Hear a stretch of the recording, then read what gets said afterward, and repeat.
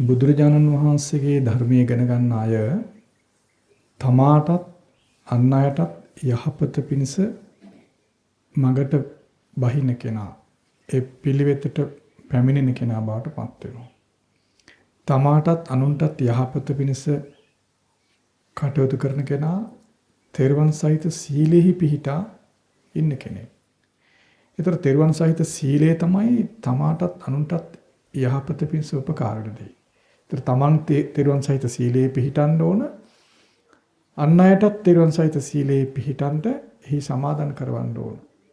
ඒතර දෙමාපියන් දරුවන්ටත්, දරුවන් දෙමාපියන්ටත්, බිරිඳ ස්වාමියා, ස්වාමියා බිරිඳ මේ ආදි වශයෙන් තම තමන්ගේ පවුලේ එකට ඉන්න අය එකිනෙකා අතර තෙරුවන් කෙරෙහි පිහිටා සීලෙහි පිහිටන්න ඕන.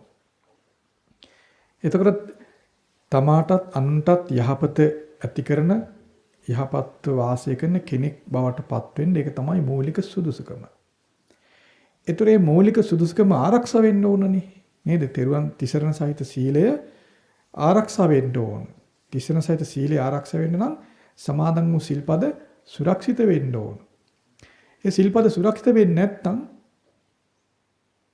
බුදුරජාණන් වහන්සේගේ වචනය පිළිපදින්න බැරි වෙනවා. නේද? බුදුරජාණන් වහන්සේගේ වචනේ පිළිපදිනවා කියන එක තමයි සද්ධාව ස්ථාවරයි කියලා කියන්නේ. තිසරණ ස්ථාවරයි කියලා කියන්නේ බුදුරජාණන් වහන්සේගේ වචනේ පිළිපදිනවා. කුමක් වෙනුද පිළිපදින්නේ? සිල් ආරක්ෂා කරගන්නවා. මුලින්ම සිල් ආරක්ෂා කරේ. එතන යහට කළ යුතු දේ තව තියෙනවා. සීලය ආරක්ෂා කර නොගෙන එතන යහට යමක් කරන්න බෑ. ඒතර තෙරුවන් කෙරේ පිහිට කෙනා සීලය රැක ගන්න ඕන. සීලය රැක ගත්තේ නැත්නම් තෙරුවන් කෙරේ ඒ පිහිටීම දුර්වලයි. බුද්ධ වචනේ පිළිගැනීම දුර්වලයි සීලය ආරක්ෂා වෙනවා නම් නොවෙනවා නම්. සීලය ආරක්ෂා වෙන්න නම් මොකක්ද කළ යුත්තේ? කළ යුතු කොමක්ද? අපි කලින් කිව්වා. gedara dore කරන කටයුතු, රාජකාරී කරන කටයුතු, ඒ දෛනිකව කරන කටයුතු සියල්ල යහපත් කළ යුතුයි. පැහැදිලිද? දැන් gedara dore කටයුතු නම් අතුපතු ගන්න ඒවා, උයන කියන ඒවා ඒ සියල්ල පිරිසුදු කිරීම, ඒවා ළමයන්ගේ කටයුතු ආදී සියල්ල gedara dore කටයුතුනේ. ආගන්තුකාර සංග්‍රහ කිරීම ඒ ආදී. රස්සාව කරන තැන ඒත් ඒවා. තමන්ගේ රස්සාව, තමන් ළඟට තමන්ගේ සේවය ලබා ගන්න එන අය ආගන්තුක අය. ඒ ළඟට එකට ඉන්න අය, එතන නේවාසිකව ඉන්න අය. ඒ එකිනෙකාගේ යහපත පහසුව වෙනුවෙන් කළ යුතු දේවල් තියෙනවා. ඒ තමයි පිරිසිදු කිරීම ආදී දේවල්. ඒ සියල්ලක්ම යහපත්ව කරන්න ඕන. ඒ සියල්ල යහපත්ව කිරීම පිණිස මොකද්ද උදව් වෙන්නේ? ඒ දෛනික කටයුතු සහ කියන්නේ gedara dore කටයුතු, රාජකාරී කටයුතු ආදී දෛනිකව කරන දේවල් යහපත් කිරීම පිණිස මොකද්ද උදව් වෙන ධර්මය? අව්‍යාපාදය, මෙත්සිත, තරහ නැති බව. බුදුරජාණන් වහන්සේ පෙන්වා දෙනවා මේ අව්‍යාපාදය කියන ධර්මය ලෝකේ ඊටාම දීර්ඝ කාලයක් තියෙන ධර්මතාවයක්. අව්‍යාපාදය, තරහ නැති බව, මෙත්සිත. ඒතර මේ ධර්මතාවය, ඒ දහම් පදය ඊටාම පුරාණ අතීතේ ඉඳන් පැවතෙන සියලු බුදුවරු විසින් අගය කරන කිසිවෙක් නොවැනති කිසිවෙක් ප්‍රතික්ෂේප නොකරන ධර්මතාවයක් කියනවා. අව්‍යාපාද බව. මාක්ෂිසාන් සැබෑම ගුණගරුක මිනිහෙක්, ශ්‍රාවකයෙක්, බුදුජානක ශ්‍රාවකයෙක් බිහිවෙන්න උදව් වෙන ධර්මයක්. ඒ අව්‍යාපාද දහම් පදයෙන් තොර ශ්‍රාවකෙක් බිහි වෙන්නේ නැහැ. බලන්න බුදුරජාණන් වහන්සේ ශ්‍රේෂ්ඨයි කියන මිනිස්සෙක් බිහි වෙනවද අව්‍යාපාදයෙන් තොරව? අව්‍යාපාද කියන තරහ නැති බව, මෙත්සිත. මෙත්සිත නැති ගෙදරක පහසුවක් තියනවද? අම්මා තාත්තගේ දරුම ඒ එකිනෙකා අතර ඒ එකිනෙකාගේ සිත්වල මෙත්සිතක් නැත්තම් ඒ පවුලේ අය ගැන එතන ඛණ්ඩ බොන්න තිබුණා කියලා, සල්ලි භාග තිබුණා කියලා, තනතුරු තානාන්තර තිබුණා කියලා, භවභෝග තිබුණා කියලා සුවපහසු වාසස්ථානයක් වෙනවද? නෑ. අපි තුන් ගෙවල් දොරලුත් නැහැ. නිකම් පැල්පත් තියෙන්නේ. කන බොන දේත් අඩුයි. ඇඳුම් පැළඳුත් නැහැ. නමුත් මෙත් සිත තියෙනවා. දිව්‍ය විමානයක් වගේ නේද? ඒ නිසා මේ අව්‍යාපාදයේ කියන ධර්මය ලෝකේ ඊටා පෞරාණිකයි කියන පුරාණයේ සිට පැවතෙන එකක්. ඒක ආර්යවංශ ධර්මයක් කියලා කියන ශ්‍රේෂ්ඨ ධර්මයක් කියලා කියනවා. අතීත අනාගත වර්තමාන කියන කොයි කාලෙත් නොනැත්තු ප්‍රශංසා කරනවා. අතීතයේ අනාගතයේ පහළන සියලු බුදුරු ඒ ධර්මයේ අගය කරන වර්ණනා කරන ධර්මතාවයක්. ඒ ධර්මතාවයෙන් තොරව පිරිසුදු මිනිහෙක් බිහි වෙන්නේ නැහැ. මෙලොව පරලොව යහපත් කරගන්න මිනිහෙක් බිහි වෙන්නේ නැහැ. ඒ නිසා ඔබගේ gedara dore රාජකාරී කටයුතු ආදී සාමාන්‍යයෙන් එදිනදා කරන සියලු කටයුතු මෙත්සිතින් යුක්තව කරන්න. ඒතර මෙත්සිතින් යුක්තව කටයුතු කරනකොට කයට වෙහෙස දැනේ. දැන් සමහර අම්මලා උදේ ඉඳන් වැඩ කොච්චර කරනවදනේ? උදේ පාන්දරම නැගිටින්නේ අම්මලා ගෙවල් වලනේ. එතකොට උදේ නැගිටුව මොහොතේ ඉඳන් කොයිතරම් අම්මලා වැඩ කරනවද? ළමයි ගොඩාක් ලොකු මහත් වෙලා උස් මහත් වෙලා ඉන්න ළමයින්ගේ කටයුතු පව අම්මලා තාත්තලා කරනවා. සමහරට අම්මා තමයි තාත්තගේ කටයුතු ඔක්කොම කරන්නේ ගෙදර. ඒතර ඒ අම්මගේ හිතේ මෙත්සිත තියෙනවා නම් බලවත්වම ඒ අම්මට මහන්සිය ලොකු ප්‍රශ්නයක් වෙන්නේ නැහැ. නමුත් ඒ අම්මගේ හිතේ මෙත්සිත නැති වෙලා ගියොත් ඒ අම්මා මහන්සිත් වෙලා අපරාධේ නේද? නේ? දැන් තාත්තලත් එහෙමයි සහෝදරොත් එහෙමයි. කොයි කවුරුත් මේ මිනිස්සු හැමෝම යම් වැඩක් කරනවා. නිකන් ඉන්නේ නැහැ. නිකන් දරකොට වගේ නෑ කවුරුත්. හැමෝම වැඩ කරනවා. නමුත් එයාගේ තියෙන ප්‍රශ්නේ තමයි මෙත්සිත ගන්නෙ නෑ. මෙත්සිත උපදව ගන්න නෑ. ඒතර ඒ කරන වැඩ වැඩක් නෑ නේද? වතුර 1000ක් ඇඳලා කලෙ බින්දා වගේ නැත්තම් ගොම බින්දුවක් කිරි කලයක දැම්මා වගේ. ඒගොල්ලෝ වැඩ ගොඩාක් කරනවා. ඒ වැඩ කිලිටි වෙනවා මෙත්සිත නැතුව. මිනිසුන්ට දිව්‍ය ලෝකේ යන්න දෙවියන් අතර ඉපදෙන්න එහෙම නැත්තම් සුගතිගාමී වෙන්න අමුතු පිංකම් කියලා අමුතුවෙන් ගොඩාක් දඟලන්න මහන්සි වෙන්න ඕනේ නැහැ. තමන්ගේ රස්සාව හොඳට කරා නම්, දරුමල්ලන්ගේ වැඩ ටික කරා නම්, ගේදර වැඩ ටික කරා නම් එයින්ම සුගතිගාමී වෙනවා. හැබැයි ගොඩාක් පිංකම් තියා මොන ක්‍රියාව කොච්චර ලොකුට කරත් මෙත්සිත නැත්තම් සුගතිගාමී වෙන්නේ නැහැ. ඒ නිසා රස්සාව කරද්දී, දරුමල්ලන්ගේ වැඩ කරද්දී මෙත්සිත මුලට ගන්න. මෛත්‍රියෙන් යුක්තව කරන්න. මෛත්‍රිය තියෙන කෙනා තුළ කරුණාව, මුදිතාව, උපේක්ෂාව කියන අනික් ධර්මයන් උපදවන්නත් පුළුවන්. මෛත්‍රියක් නැති කෙනා තුළ කරුණාව උපදවන්නත් බෑනේ. නේද? මෛත්‍රිය නැති තැන තරහ තියෙන්නේ. අමනාපය. තරහක් හිතක තියෙනවා නම් ඔහුට හිතෙයිද දුකෙන් නිදහස් වේවා? හිතෙන්නේ නැහැ නේද? කරුණාව කියලා කියන්නේ දුකෙන් නිදහස් වේවා කියලා හැඟීම. ඒ හැඟීම උපදවන්න බෑ නේද තරහක් තියෙන හිතක. එහෙනම් මෛත්‍රිය නැත්නම් කරුණාව උපදවන්නත් බෑ. මෛත්‍රිය නැත්නම් මුදිතාව උපදවන්න කොහොමද? මුදිතාව කියලා කියන්නේ මේ තියෙන සැප සම්පත් නොපිරිහෙවා. දැන් අම්මා කෙනෙකුට ළමයි ලැබපු සැපට සතුටක් තියෙනව නේද? අම්මලා තාත්තලා සැපින් වාසය කරද්දී දරුවන්ට සතුටක් තියෙනවා. ඒ එකිනෙකා කෙරේ තරහ තියෙනවනම් ඒ ලැබපු සැපට සතුට වෙයිද ඊර්ෂ්‍යා කරයිද? ඊර්ෂ්‍යා කරනවා. නේද? ඇයි මෙත්සිත නැහැ. මෙත්සිත නැති කෙනා තව කෙනෙක් සැපක් ලබනකොට ඒකට අසතුටු වෙනවා. අකමැති වෙනවා. ඒකට කියන ඊර්ෂ්‍යාව. මෙත්සිත තියෙනවා නම් තව කෙනෙක් සැපක් ලබනකොට අපි හිතමු අලුත් ඇඳුමක් ගන්නවා කෙනෙක්. තනතුරක් ලැබෙනවා. ගෙයක් දොරක් හදනවා. බඩුවක් මුට්ටක් ගන්න හොඳට කනවා බොනවා. ඒතකොට ඒක බලන් ඉන්න මෙත්සිත තියෙන කෙනාට සතුට ඉපදෙනවා. අපේ ඥාතීන්, අපේ හිතමිතුරන්, අපේ ධර්මල්ලෝ අහල පහලයි හොඳින් කනවා බොනවා කියලා සතුටක් ඇති වෙනවා. මෙත්සිත නැත්තම් අන් අයට යහපතක් වෙනකොට අසතුටක් ඇති වෙනවා. ඒකට කියනවා ඊර්ෂ්‍යාව. හරි භයානකයි. එතකොට මෙත්සිත තියෙනවා නම් දෙමාපියන් ළමයින්ට උපකාර කරද්දී මේ ළමයි මට පෙරලා මේ විදිහට සැලකිය යුතුයි කියලා හිතෙන්නේ නැහැ. එයා සැලකුවා නැසලකුවා මම මගේ යුතුයකම් කරනවා කියන හැඟීමයි තියෙන්නේ. එයා උසස් බවට පත් කිරීම, එයා ලොකු මහත් කිරීමයි මගේ කටයුත්ත කියලා දෙමාපියෝ හිතනවා. අමනාප මෙත්සිත නැත්තම් උඹලා මට සැලකුවේ නැත්තම් බලා ගනින්න කියලා හිතනවා. උඹලට මම මෙච්චර කරා දැන් අපිට බැරිද මේ ටික පොඩ්ඩ අතුගාලා දෙන්න බැයිද කියලා අහනවනේ. මේ ගෙදර වැඩ මම කරනවා දැන් උඹලට කරන්න බැයිද කියලා අහනවා. ඒ මොකද මෙත්සිත නැති නිසා උපේක්ෂාව කියනක උපදින්නේ නැහැ. ඒ නිසා බුදුරජාණන් වහන්සේ පෙන්වන්නේ මේ අව්‍යාපාදය, තරහ නැති බව, කියන ධර්මය ඊටාම ශ්‍රේෂ්ඨ ලෝකේ දීර්ඝ කලක් උසස් අයගේ ප්‍රඥාවන්තින්ගේ ප්‍රශංසාවට පාත්‍ර වන ධර්මයක්. ඒ ධර්මයෙන් තොරව යහපත් මිනිසුන් ලෝකෙ බිහි වෙන්නේ නැහැ. සුගතිගාමී මිනිසුන් බිහි වෙන්නේ නැහැ. දැන් ඔබට තේරෙනවද මෙත්සිත නැතුව කරුණාව, මුදිතාව, උපේක්ෂාව මොකුත් නැති කරගන්න බෑ කියලා. එහෙනම් මෙත්සිත ප්‍රමුඛයි. අව්‍යාපාද ධර්මය පුරාණ ධර්මයක් කියන්නේ ඒකයි. ඊටාම පුරාණ දහම් පදයක්.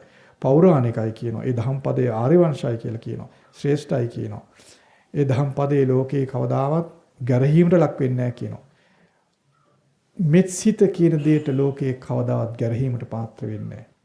ඒ ධර්මයට ගරහන්නේ. ඒ ධර්මයේ තියෙනවා නම් ඒ පුද්ගලයා ගැරහීමට ලක් වෙන්නේ නැහැ. ඒ නිසා ඔබ පුරුදු වෙන්න තමන්ගේ නිවසේ වැඩ කරද්දී, රාජකාරී රස්සාවල් ආදී කටයුතු කරද්දී ඒ හැම තැනකදීම මෛත්‍රී සහගත සිත උපදව ගන්න. ඒ මෛත්‍රී සිතෙන් වාසය කරනකොට ඔබගේ සිතට කරුණාව, මුදිතාව, උපේක්ෂාව කියන ඒ අනිකුත් උතුම් ධර්මයන් ඔබ සිතේ ඉපදේවි. උපදව ගන්න පුළුවන්. ඒ ධර්මයන් වඩන්න පුළුවන් වේවි. එතන මෛත්‍රිය, කරුණාව, මුදිතාව, උපේක්ෂාව කියන මේ ධර්මයන් සියල්ල ඔබේ සිතේ තිබුණොත් ඔබ අතිශයින්ම ශ්‍රේෂ්ඨයි. ඒ ශ්‍රේෂ්ඨත්වය බුදුරජාන් වහන්සේගේ වර්ණාවෙන් ලැබෙන ශ්‍රේෂ්ඨත්වයක්මයි. ඒතර ඔබට ජීවිතයේ සාර්ථකත්වය ඉපදිලා ඉවරයි. සාර්ථක ජීවිතයක් ඉපදිලා පරලොව අසාර්ථක වෙන්නේ නැහැ.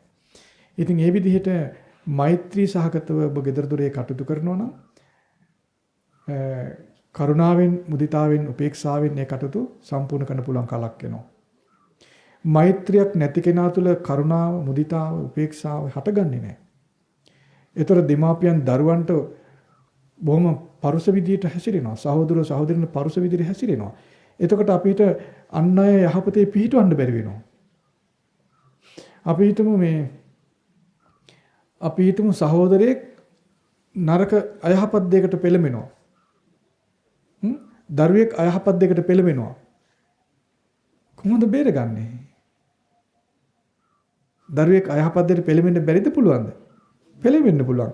දැන් අපි භාගතුන් වහන්සේගේ ශ්‍රාවක විදිහට වෙන්න ඕන කොහොමද කටයුතු කරන්නේ? තමා යහපතේ පිහිටලා අනිත් අයටත් යහපත කරන්න ඕන. තමාටත් අනුන්ටත් දෙපිසරම හිත පිණිස පිහිටන්න ඕන. එතන අපි හිතමු දෙමාපියන්ට තේරෙනවා ළමයෙක් නොමග යනවා. සහෝදරයෙකුට පේනවා තව සහෝදරයෙක් නොමකට ගිහිල්ලා.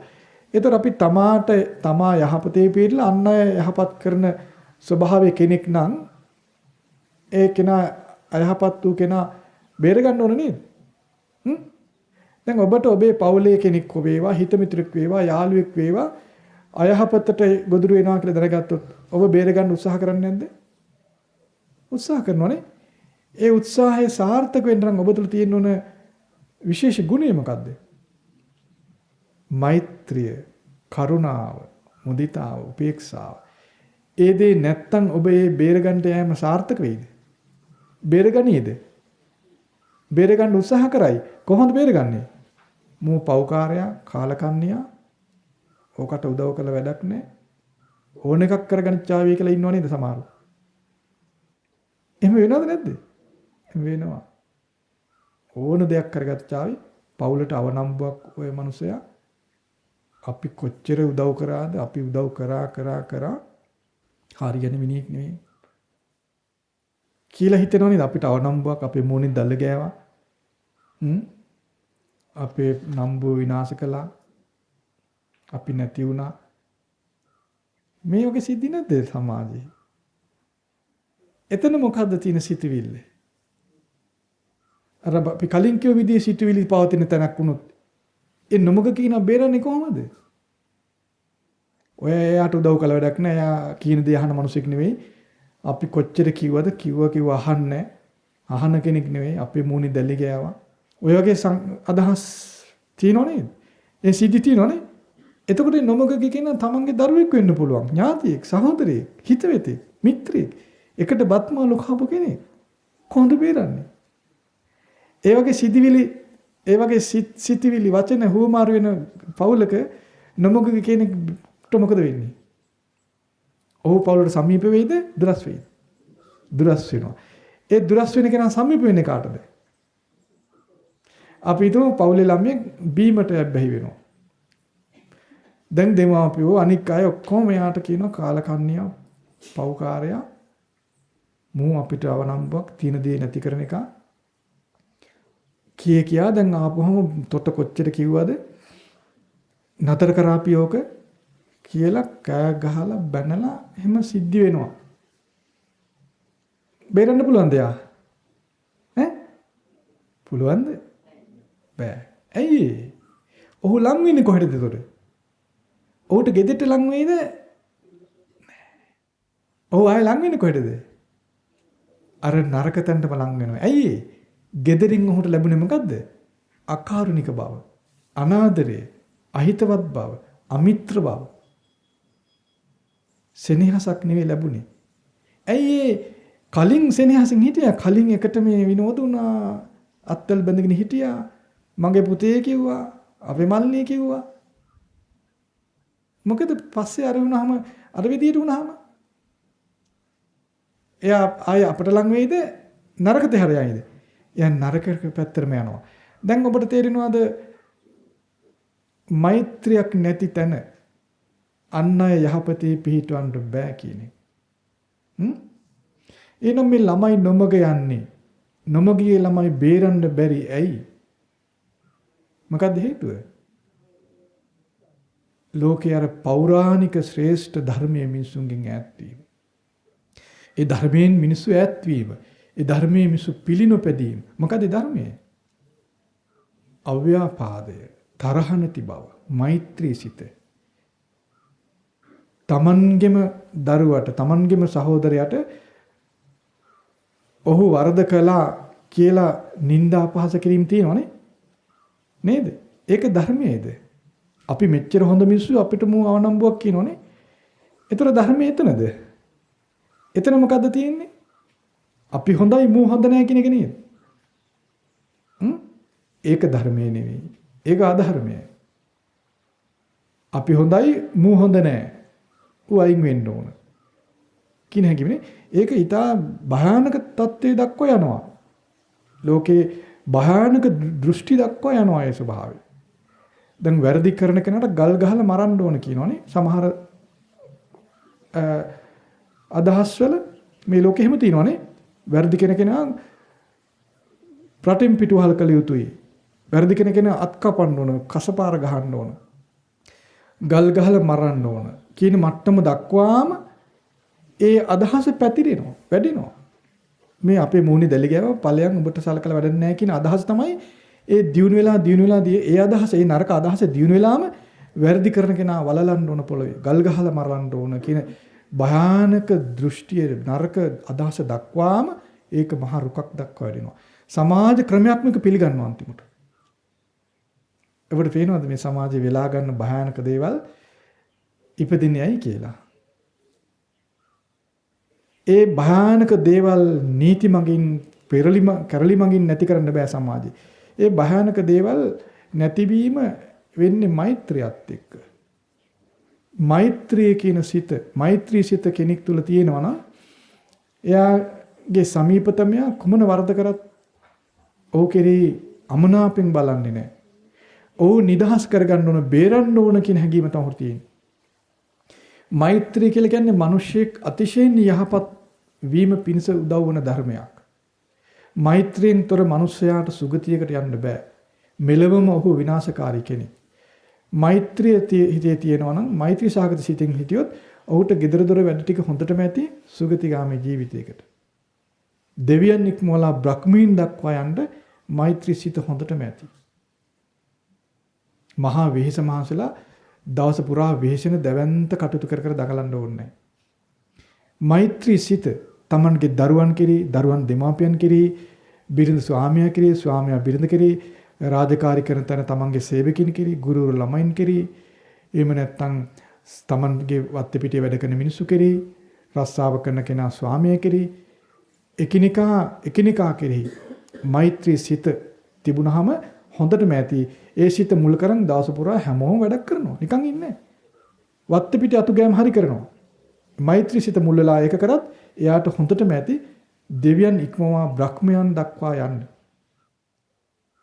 ඒක මේ ලෝකයේ කොයි කාලෙත් එලෙසම පවතින පුරාණ ශ්‍රේෂ්ඨ ධර්මයක්.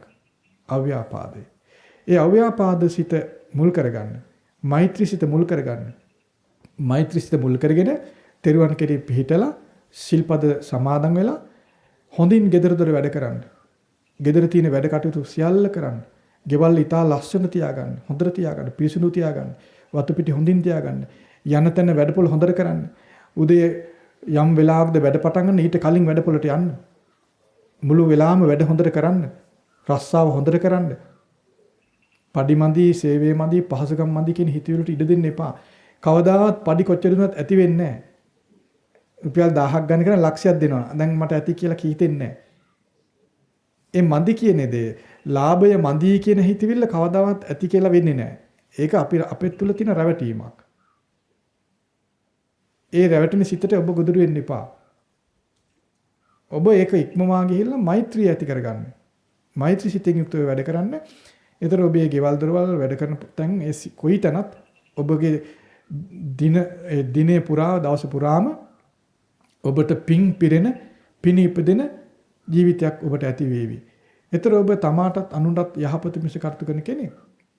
ඒතර අපි හිතමු දෙමාපියන් මෛත්‍රියෙන් යුක්තව වැඩ කරනවා නම් අපි හිතමු දරුවෝ නොමග යන්න ඉඩ තියෙනවා නේද? ඒක අපි සමහරට වෙන්න පුළුවන් නේම. මොකෝ මේ ලෝකේ සාමාන්‍ය ලෝකේ ඉන්නකොට නොමගට යන්න ඉඩ තියෙනවා. එහෙම වුණොත් එයා බේර ගන්න පුළුවන්. දෙමාපියන්. සහෝදරෙක් නොමගියොත් ඒ සහෝදරට අනිත් ඒ නොමගිය කියන බේර ගන්න පුළුවන් අනිත් අයට.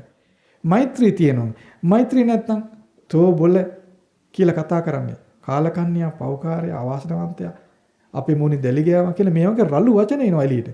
ඒ රළු වචන ආපු ගමන් මොකද වෙලා තින්නේ? සීලේ පළුදු වෙලා නේ. ඈ?